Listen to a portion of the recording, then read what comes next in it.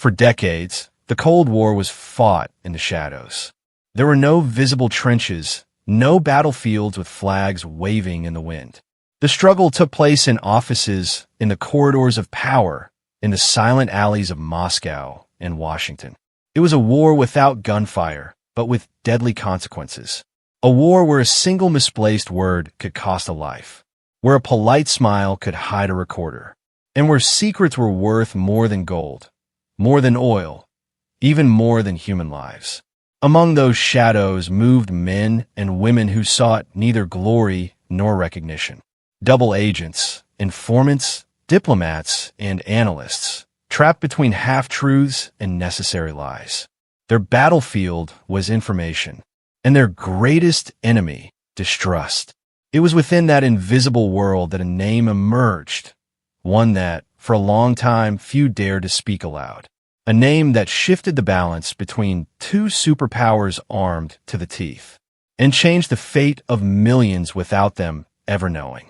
Oleg Penkovsky, Soviet colonel, patriot, traitor, and perhaps the man who stopped World War III. His story does not appear in textbooks, nor in monuments, nor in official commemorations. But if the world still exists as we know it today, it is in part because of him. This is his story, the story of the spy who saved the world, and whom the world forgot. Oleg Vladimirovich Penkovsky was a colonel in the Soviet Military Intelligence Service, the feared GRU, a man forged in discipline, silence, and blind obedience to the party. His impeccable bearing, refined education, and analytical mind made him a respected figure within the inner circles of Soviet power. But behind the uniform, a contradiction pulsed. He was the son of a czarist officer executed for treason during the Bolshevik Revolution. From childhood, he learned that in the Soviet Union, a single wrong word could erase a family name forever. He grew up under the shadow of suspicion, trying to redeem himself before a system that never fully forgave him. By the late 1950s, the Soviet Union stood at the height of its glory. Sputnik orbited the Earth, Gagarin prepared to conquer space, and Nikita Khrushchev pounded his shoe on the tables of the United Nations, proclaiming, "We will bury you." The world trembled before the power of the Soviet bloc. But Penkovsky saw something others did not. From the gray corridors of the Kremlin, he observed the cracks in the system. Generals lying in their reports to earn promotions. Military factories inflating production numbers. Officers more afraid of bureaucracy than of the enemy. Behind the iron facade, the Soviet machine was quietly rusting. Penkovsky understood that this decay did not just threaten his country. It threatened the entire world, because a system built on fear and lies and armed with nuclear missiles was a ticking time bomb waiting to explode. His position within the GRU gave him access to the most sensitive secrets of the Soviet arsenal.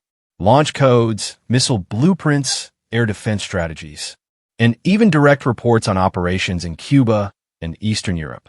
Each document that passed through his hands was a window into the abyss.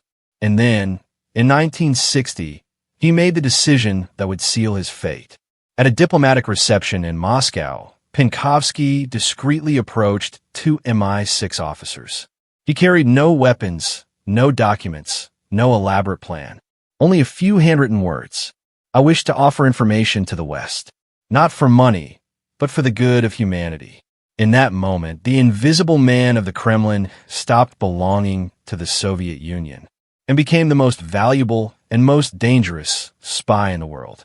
Oleg Penkovsky was not an adventurer, nor a traitor seeking money.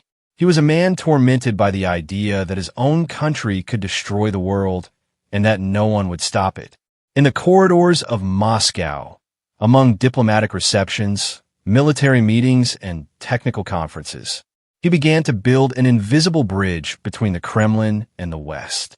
In an era when every phone was tapped and every conversation monitored, contacting an enemy power was an act of suicide.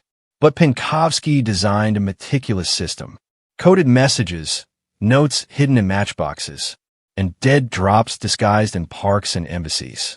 His first message was as brief as it was chilling. I have information that can prevent a nuclear war. I am willing to share it if the world uses it wisely.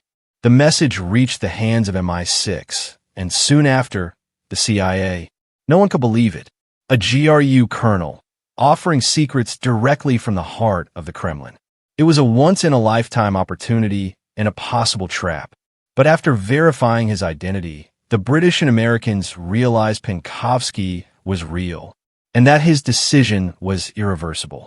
Over the next 2 years, the Soviet spy became the most valuable human source since the end of World War II.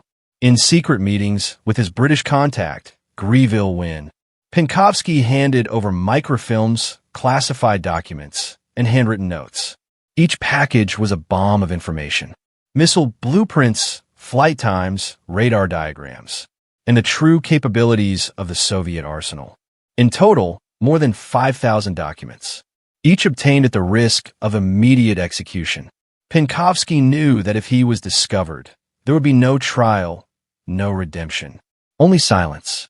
Yet he pressed on, not for money, not for fame, but because he believed that truth in the right hands could save the world. October 1962. The world held its breath. In Cuba, just 150 kilometers off the coast of the United States, the Soviet Union had installed nuclear missiles capable of reaching Washington, New York, and Chicago in a matter of minutes. Two spy planes confirmed the presence of the silos, and the planet froze at the brink of total war. The United States prepared a naval blockade. The Soviets, in turn, deployed submarines armed with nuclear torpedoes.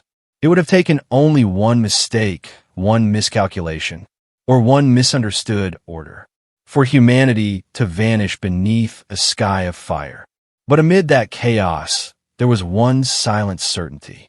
Thanks to the intelligence provided by Oleg Penkovsky, the CIA knew that the Soviet missiles in Cuba were not yet operational. They had no fuel. They were not ready for launch. That single piece of information made the difference between war and peace. While Kennedy's advisors urged a preemptive strike, the president remained calm, trusting in Penkovsky's data, and he chose to wait. That cold, calculated patience gave diplomacy the time it needed to work, and the world was saved by a margin of mere hours. What few knew at the time was that, while Kennedy and Khrushchev were pulling humanity back from the edge of apocalypse, Penkovsky had already been discovered. His sacrifice never made it to the newspapers, nor was it acknowledged by any government. But his legacy remains etched in the silence of those 13 days. In other words, the information of a single man saved all of humanity. But in Moscow, the air began to grow heavier. Paranoia was a constant, and the KGB could sense that something didn't add up. Lost reports, suspicious movements, names repeated in encrypted cables. The web Penkovsky had woven was tightening until it finally began to tear.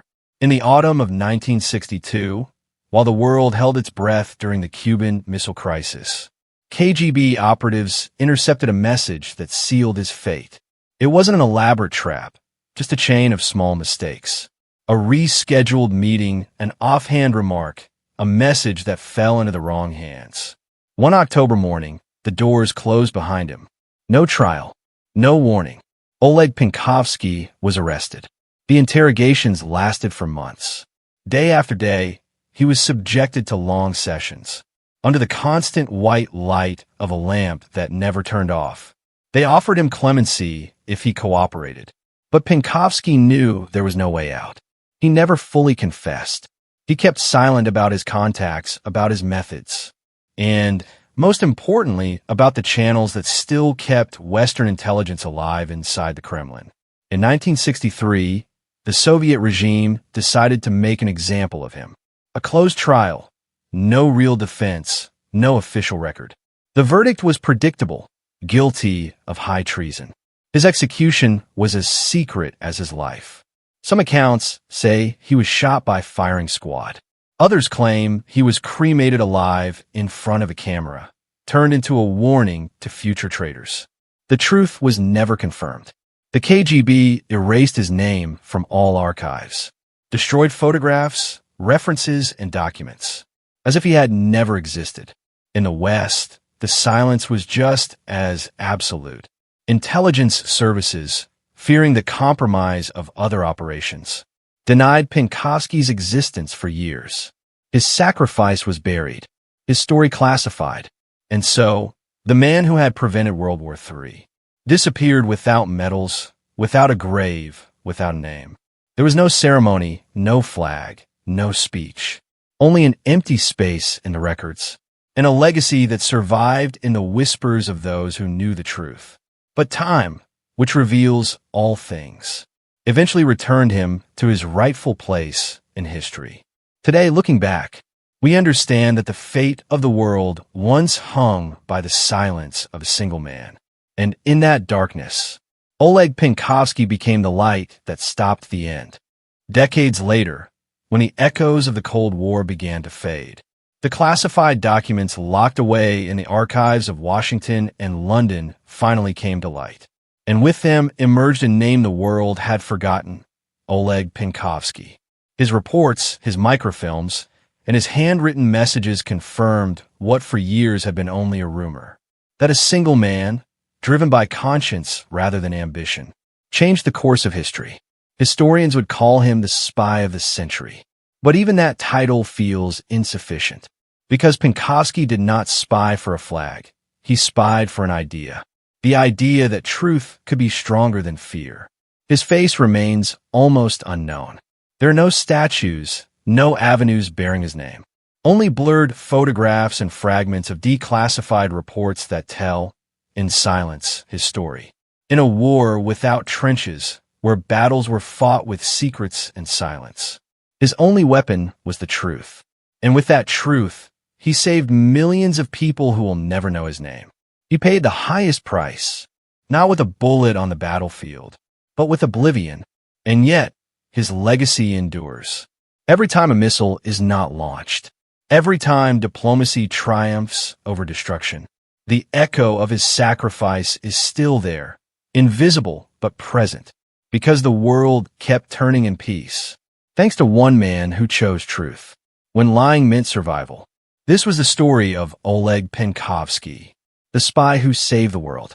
If Oleg Penkovsky had never existed, perhaps today the map of the world would look very different. Perhaps humanity would never have had the chance to learn from its mistakes, because there would have been no one left to remember them. That was the Cold War, a war without glory, without anthems, fought by men and women who never appeared in history books, yet who, in silence, changed the fate of millions.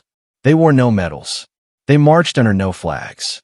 Their victories were not celebrated with fireworks, but with the simple fact that the war never began.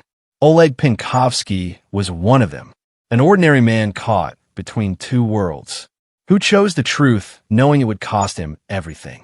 Because the true heroes of the Cold War did not seek recognition, only a possible tomorrow. And thanks to them, the clock of history kept ticking. Men who saved the world, without anyone ever knowing their names.